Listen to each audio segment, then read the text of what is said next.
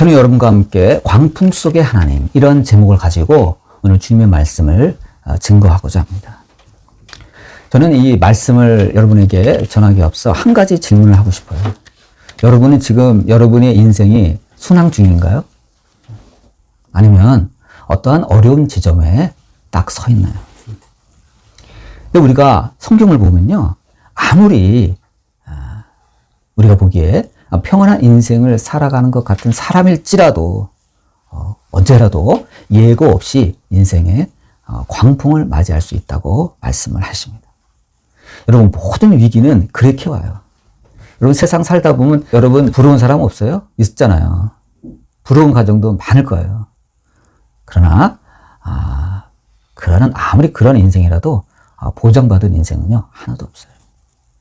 우리 인생의 모든 위기는요 갑작스럽게 와요. 갑자기 건강이 나빠지고 잘 나가던 직장과 사업도 어려워질 수 있고, 인간관계에 문제가 생기고, 어떤 직장이나 가정이나 크고 작은 그런 위기가 찾아옵니다. 그럼 그럴 때 우리 마음속에 한 가지 질문이 떠올라요. 하나님, 왜 이러한 일이 제게 벌어졌습니까? 하나님, 왜 이러한 일이 우리 가정에 생겼나요? 이렇게 우리가 질문하게 돼요. 이것은요, 우리가 신앙을 가졌든지 안 가졌든지 이 신앙의 유무와 상관없이 누구나 이러한 의문을 갖게 됩니다. 그런데 우리가 같이 읽은 아까 읽은 시편 107편은요, 이보다 더 근원적인 질문을 우리에게 던집니다. 그게 뭐예요? 이 광풍은 도대체 어디에서 왔느냐? 보통 사람들은 하나님, 왜 하필이면 이러한 일이 내게 생겼나요? 이렇게 질문을 할 때 이 시편 107편은 주여, 이 광풍은 도대체 어디에서 온 겁니까? 이렇게 질문하게 한다는 거예요. 이건 굉장히 영적인 차원의 질문이에요. 이 시편 기자는 모든 광풍의 배후에는 어떤 근원이 있다는 거예요. 어떤 존재, 어떤 의지가 작용하고 있다는 겁니다. 놀라운 발견입니다.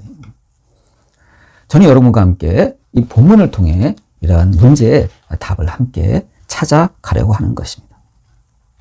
여러분, 첫째로 성경은 광풍은 절대 우연이 아니라는 것입니다. 여러분, 성경에서 우연은 없어요. 우리는 보통 이건 우연이야, 이거 어쩌다 그렇게 된 거야 라고 말할 수 있지만, 성경은요 세상에 벌어지는 모든 일 가운데 우연은 없다, 이렇게 말씀하십니다. 우연은 없고 성경의 모든 광풍은 하나님의 통치 아래에 있다. 다시 말해서 하나님의 통제 아래에 있다, 이렇게 말씀을 하십니다.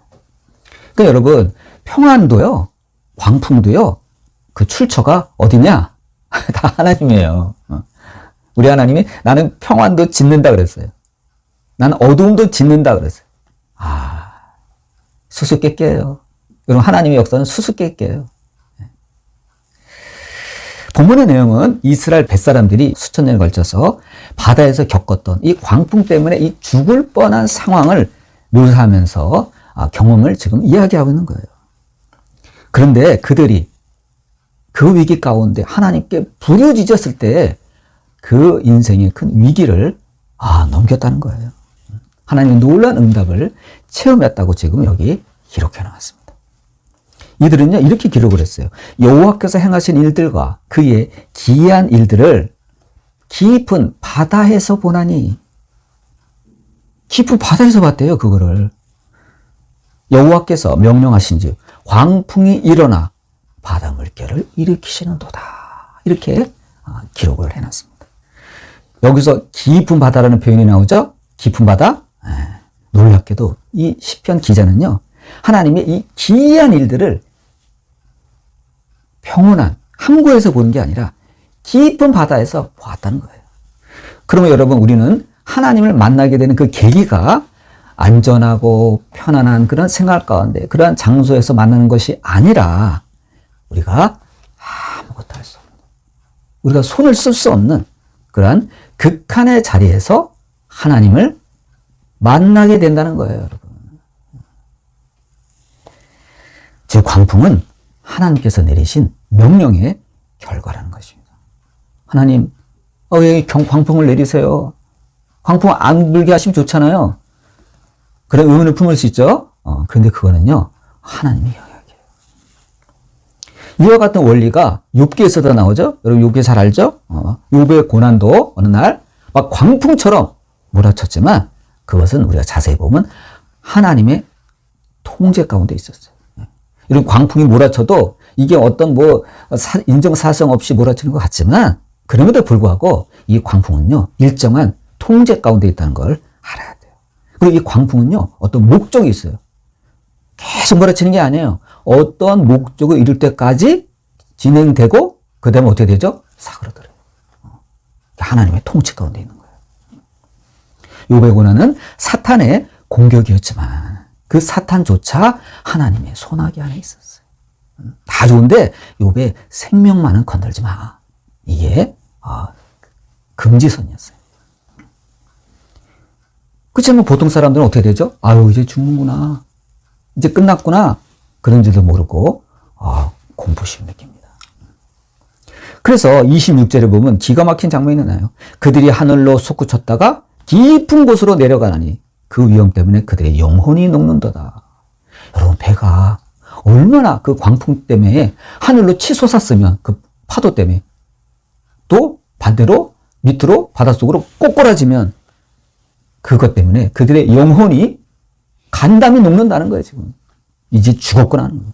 여러분 우리가 놀이동산에 가면 그 바이킹 여러분 다 타봤죠? 바이킹. 네, 바이킹이 쫙 올라갔다가 또 쫙 내려갔다가 막 오르락 내리락 할 때 막 갑자기 막 저 같은 경우 막 목이 막 서늘서늘해요. 막 소리 지르고 난리 나죠. 재밌다 그런 사람도 있어요. 스릴 있다고. 근데 여러분 바다에서 이렇게 봐요. 그 스릴이에요? 죽는 거예요. 그냥 물고기 밥이 되는 거예요. 네. 그게 얼마나 이분들이 기가 막히겠어요. 정말 죽음이 코앞에 있는 거예요. 게임이 아니에요, 이건. 여러분 지금까지 살면서 가장 힘들었던 이 광풍의 순간이 여러분은 어떤 순간이었어요? 그런 게 있었나요? 한번 생각해 보세요. 여러분 이처럼 우리는 살면서 수없이 크고 작은 광풍을 만납니다. 그 광풍은요 질병일 수도 있어요. 실직의 고통일 수도 있어요. 또는 사랑하는 가족의 죽음일 수도 있습니다. 문제는 사람들이 그런 광풍을 만날 때 어떤 사람은 참 운이 없었어 이렇게 여기거나 또 어떤 사람은 이게 다 사실은 내 잘못이야 내 책임이야 내가 좀 더 잘할 수도 있었는데 하고 자책하는 사람도 있고 또 어떤 사람은 이건 악한 사람들 악한 마귀의 공격이야 하고 생각하는 사람도 있습니다. 그런데 여러분 시편 기자는요 어떠한 고난도 하나님의 주권 밖에서는 일어나지 않는다고 말씀하고 있습니다. 하나님의 주권 밖에서는요 일어나지 않는데요. 그 모든 일들이 사실은 하나님의 주권과 하나님의 통제 안에서 일어나는 사건이라는 거예요. 그러므로 여러분 광풍이라는 것은 인간의 능력이 어느 지점에서 끝나는지를 명확하게 보여줍니다. 그렇기 때문에 바다에서 잔뼈가 굵은 이 베테랑 이 선원들도 이 광풍 앞에서는 속수무책인 거예요.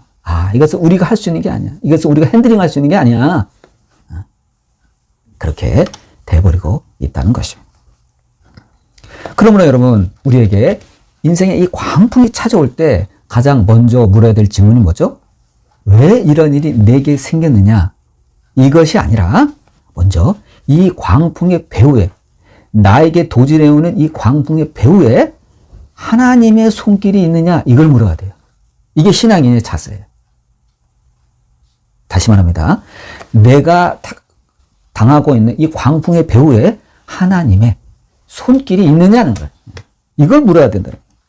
여러분 우리가 하나님 앞에 이렇게 이러한 질문을 이렇게 사색하면서 질문했을 때 우리에게 이건 아무리 봐도 하나님의 개입 같은데 라는 생각이 떠오른다면 그것을 우리가 예스할 수 있다면 분명히 한 가지를 생각할 수 있어요. 이건 뭐예요? 이 광풍은 통제 불가능한 것 같이 보이지만 아니다.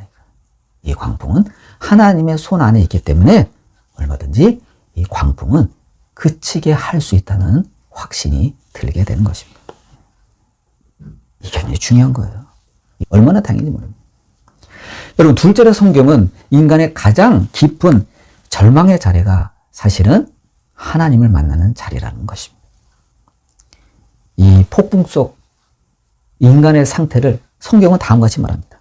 그들이 27절이에요. 여러분 성경 보세요. 그들이 27절. 그들이 이리저리 구르며 취한 사람같이 비틀거리느니.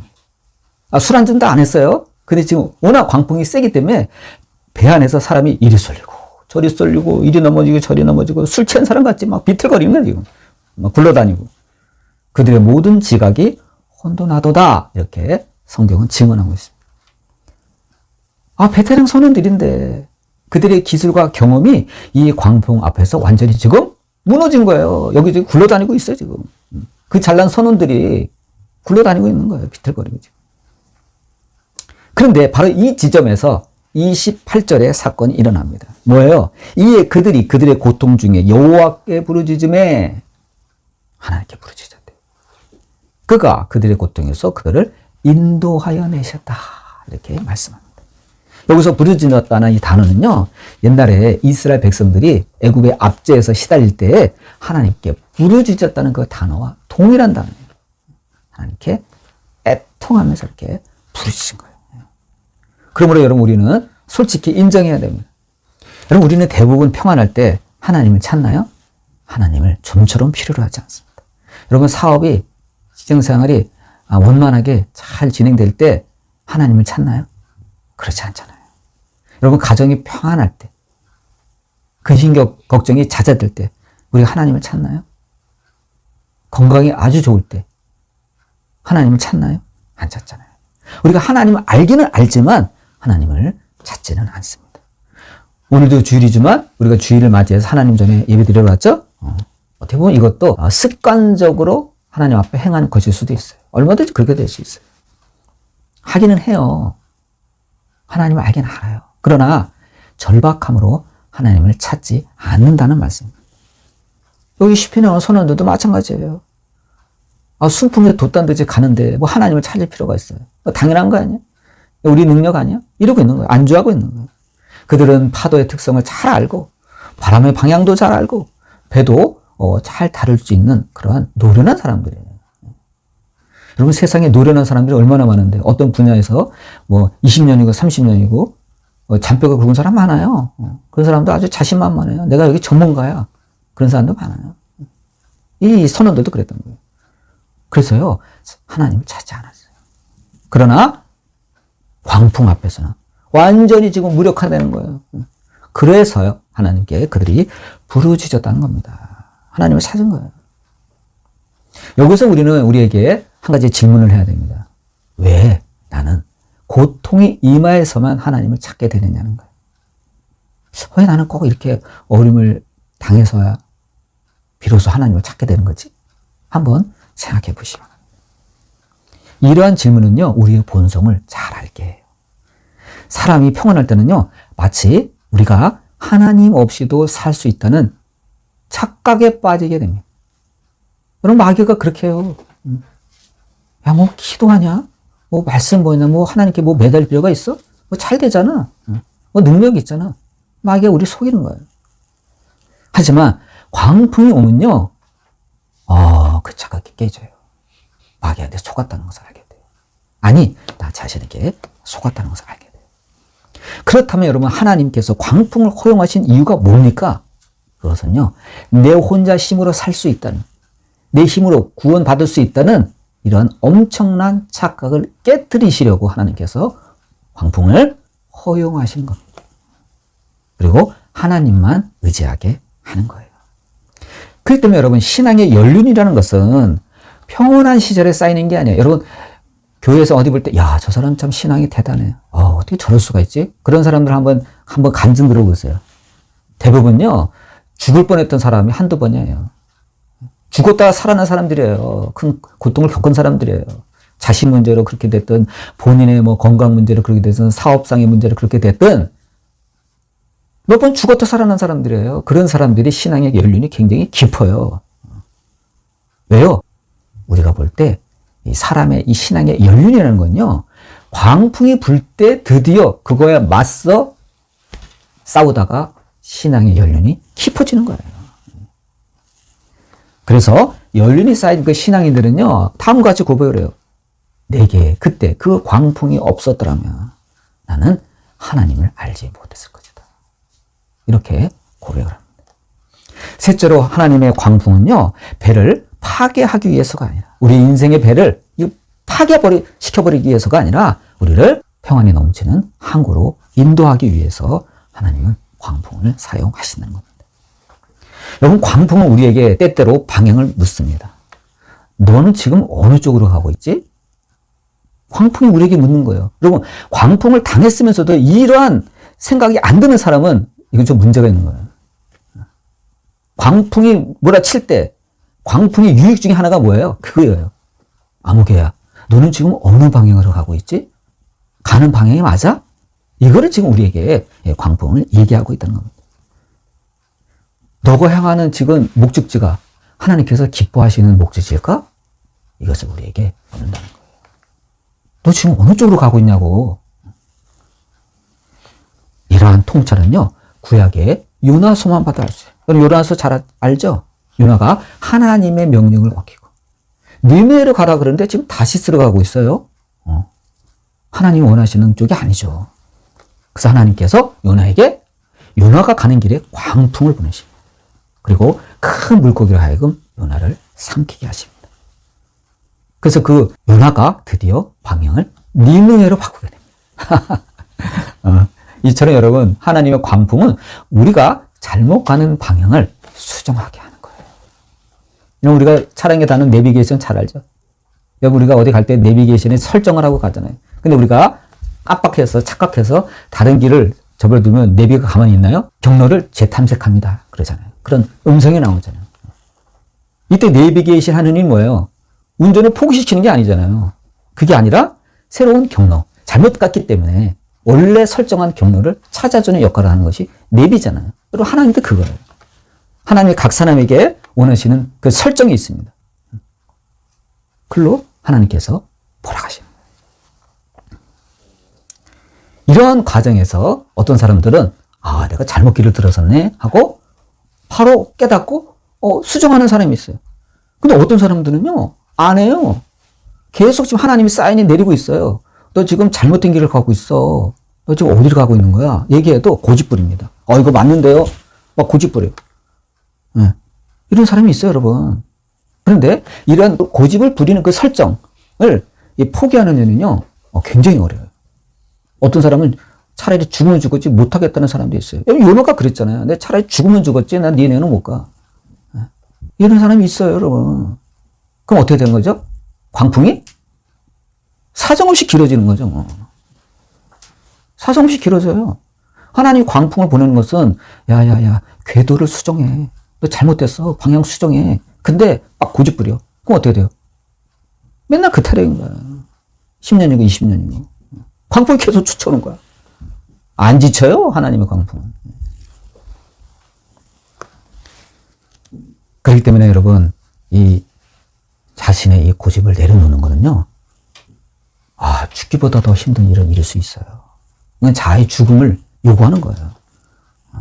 그럼 여러분, 우리는 어떻게 해야 되죠? 내려놔야 돼요. 고집 고만 부리고 다 죽는 거야. 그래서 그 선원들이 요나를 잡아가지고 던져버리죠. 바깥으로. 야, 할 수 없다. 너가 죽어줘야 돼. 아무래도 이 광풍은 너 때문이야. 제비 뽑기 하니까 너가 나왔잖아. 던져버립니다. 그 어떻게 되죠? 즉시 잔잔해지는. 야, 하나님의 계산법은요, 정확해요. 희한해. 아무리 봐도 희한해. 아니, 그렇게 선원들이 온갖 배를 가볍게 하려고 막 짐 다 던지고, 막 온갖 다 던지고, 막 그리고 배를 가볍게 하는데도 풍랑이 안 멈추잖아요. 그런데 그 원인을 찾아가지고 요나를 들어가지고 바다에 던지니까 잔잔해지는 거예요. 여러분 뭐 느끼는 거 없어요? 이처럼 하나님은요, 우리의 인생의 방향을 바꾸기 위해서 광풍을 사용하시는 거예요. 그 광풍을 통해 내 인생의 방향을 바로 잡아주시는 것이 광풍의 진짜 목적이 된다는 것입니다. 그럼 여러분, 지금 광풍 속에 있는 사람이라면 하나님, 이 광풍을 없애주세요 라는 이 기도는 잠시 내려놓고 잠시 멈추고 하나님께 이렇게 물어야 돼요. 주여, 주님은 이 광풍을 통해 지금 무엇을 하고 계십니까? 하나님께 여쭤봐야 돼요. 주여, 이 광풍을 통해 주님, 제가 어디로 인도받기를 원하십니까? 물어야 돼요. 주여, 제가 아직도 내려놓지 못하고 있는 것이 무엇입니까? 이것도 하나님께 여쭤봐야 돼요. 하나님께 인도함을 받아야 돼요. 하나님, 제가 아직도 고집스럽게 붙들고 있는 다시스가 무엇입니까? 여쭤봐야 돼요. 반면에 어떤 사람들은 평온한 사람이 있어요? 광풍이 없어요, 그 사람에게는. 지금 평온해요. 그런 사람은 물어볼 게 없을까요? 있어요. 자신에게 이렇게 물어야 돼요. 나는 광풍이 없을 때도 난 하나님을 절실히 바라고 있을까? 이거 한번 물어봐야 돼요. 나는 혹시 인생이 너무 순탄하기 때문에 하나님 없이도 얼마든지 잘 살 수 있다고 생각하고 있지 않은가? 그거 한번 물어봐야 돼요. 나는 하나님을 관념적으로 생각하고 있지 않은가? 아니면 하나님을 살아계신 하나님으로 경험하고 있는가? 그거 한번 물어봐야 돼요. 여러분, 결론적으로 광풍은 뭐죠? 하나님이 나를 선한 목적지로 인도하시기 위한 하나님의 방법인 것입니다. 우리가 이걸 알아야 됩니다. 그러므로 낙심하지 말고 또 방심하지 말고 하나님의 도우심을 구하고 이 파도가 잔잔해질 때까지 어느 순간이라도 구원의 하나님을 끝까지 신실하게 붙잡아야 된다는 것입니다. 어떤 경우에도 하나님께서 여러분과 함께 하시기를 주님의 이름으로 축원드립니다. 기도하시겠습니다.